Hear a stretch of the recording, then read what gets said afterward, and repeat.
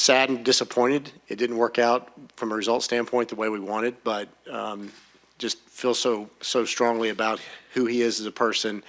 And, he's leaving this place in a much better position than when he found it. From, the quality of the roster, a lot of the support structure that our team benefits now, whether it's the life skills program like GatorMade or other things. He's, the kind of people he's brought in this program has been top notch. Back here with Brandon Marcello and Danny Kanell. By the way, I made it sound like Scott was giving him the buyout money. Of course, it's not. It's going to be actually UF. But, Brandon, what do you make of the comments and what's transpired over the last 36 hours, 24 hours out there in Gainesville? Well, maybe AD should. They would be more willing to maybe negotiate some better contracts for their schools as a result. Listen, this was a long time coming. You thought it might come last year where they had that hot finish to the season. Things just weren't working out there. And I do think Scott Strickland is absolutely correct that this program's in a better spot than the one that Dan Mullen left it when he was fired. Because you look at that roster, and whoever's the head coach next year has a roster probably ready to compete and be in the college football playoff next year. If they're able to keep guys around like DJ Lagway at quarterback, Dallas Wilson at receiver, in addition to a lot of the pieces they have up front and along the defensive line, this is a team that could contend for a playoff spot. And if you bring in a top quality coach like the ones we've heard out there, like a Lane Kiffin, for example, who do a great job complementing what they already have on a roster with the transfer portal, there's no reason to think that Florida, one, is maybe the best job available out there and will be near the end of December, but also one that can win a national championship within the next few years. Huge moment for the Florida Gators program. They have to get this right, but also I think a lot of big names would be very smart to pay attention and listen to Scott Strickland's pitch. Yeah, this is the worst. This was the worst kept secret in all of college football. I mean, it was reported on Friday that he was going to be done whether it was a win or a loss. And sure enough, even after a win, they went and made the move. It just felt inevitable. And you really saw this after the loss at home to South Florida. It was just a matter of time before the Gators would have to go in a new direction. And it's been it's interesting to say that because I do think the program's in a better spot, and yet I still think there's a lot of question marks about the pressure of this position and how attractive is it. I think it's one of the more attractive jobs in football, but I do think this is one where you cannot afford to miss again because since Urban Meyer walked away, they have struggled to find anybody that they've been able to stick with long enough to get this program headed in the right direction. I think all those names are great, but they cannot afford to screw this one up again, or else it just looks like you're mired in mediocrity or worse with like they were under Billy Napier. They've got Georgia on the horizon. DJ Lagway, the star quarterback, saying all the right things. We'll see if that just ends up being lip service, of course, given the college football landscape. It's a lot of that going on right now, especially in the state of Florida. Danny, I'm going to be giving you first word as the authority of Florida State, the loss in Palo Alto. Now we have Mike Norvell getting a bit of a vote of confidence, declaration of at least things standing still. Where are you at with your Noles? I don't know if it's a vote of confidence as much as it's a stay of execution. Like, you're just kind of delaying what feels like the inevitable. Now, I would love to see Mike Norvell run the table and maybe put all this to bed and be able to get some more, win back the fan base and win back the players. But I felt like the game against Pitt at home 2 weeks ago was the most important game of Mike Norvell's career. Then he lost it. Then I felt like, this game at Stanford, it's absolutely must win. You cannot win. You cannot lose this game. And they lose it. At that point, it just becomes crystal clear what needs to happen. I think everybody knows it. Thankfully, I think Michael Alford came out and put a statement out, so you kind of address the elephant in the room so it doesn't leave Mike Norvell out to, hanging out to dry. I think this is about money, and they're probably trying to find out a way to make the financials work. But inevitably, it does feel now that the direction Florida State will be headed in is somebody not named Mike Norvell.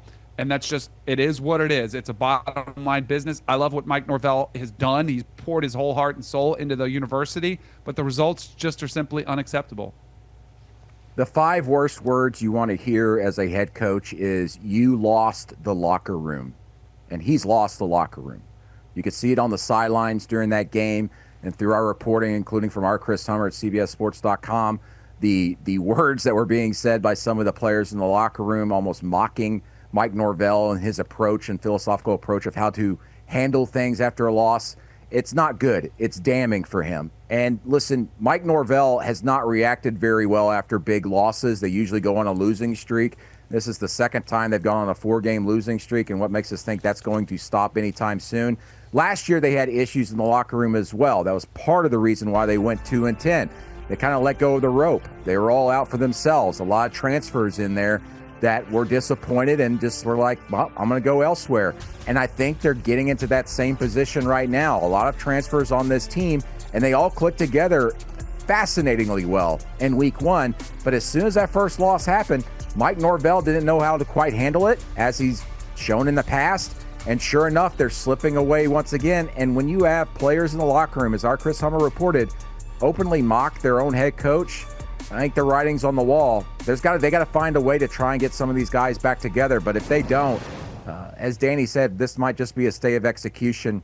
Because, listen, Michael Alford, the athletics director, was going to review everything at the end of the year. He's not the type of athletics director that usually fires someone in the middle of the season. So this is a situation where Norvell better win and win now. Otherwise, he'll just get a big payout for his troubles, nearly $60 million, and they'll be searching for a new head coach. And then lastly, in Madison, where Danny was just at for the Ohio State-Wisconsin game. But, Brandon, I'm going to give you first word with Scott McIntosh, the AD, talking about Luke Fickell. Where are we at there?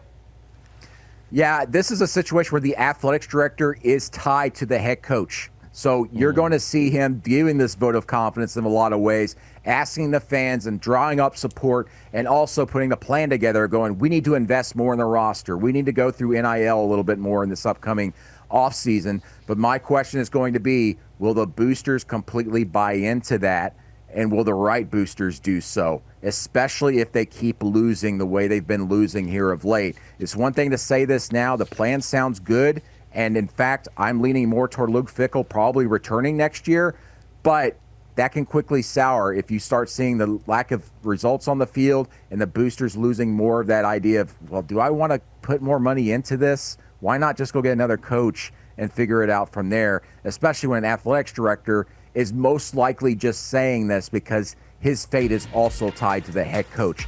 A lot of things to contextualize and figure out and why things are being said the way they're being said by the athletics director, Chris McIntosh. I'm shocked you think there's a chance Luke Fickell's back next year. Again, there's some freshness because I was just in Madison, but you mentioned losing the locker room. How about losing the fan base? There were loud chants of fire Fickell that was there. Everyone you talk to around campus, walking around, we have to make a change. To me, it does feel inevitable that this one will happen. I don't know how they hang on and expect to, be able to raise money from boosters around Luke Fickell. And I love him. I thought it was a great hire. It just has not worked. And I think it would be one of the best PR jobs if they could spin this somehow to we're going to get better next season. I'll be shocked if Luke Fickell is there even at the end of this season. I think it's just gotten so bad, so toxic around the fan base. I'll be shocked to see if he's not done as the coach of Wisconsin. Yeah, it was tough. Yeah, let me add. I want to add something real quick. Yeah, listen, they've got Oregon coming up and then a bye week. And a bye week is when you make those type of changes. And Oregon's just absolutely obliterating everybody since that Indiana game. So keep an eye on the bye week here in a little over a week. Good point. DK, Brandon, guys, certainly appreciate it. We gave love to the Cover 3. Now let's give love to Brandon's podcast there, the College Football Insiders, him and all of our guys, girls together. Scan the QR code. Make sure to check them out and keep up to date with all of the rumor mill things.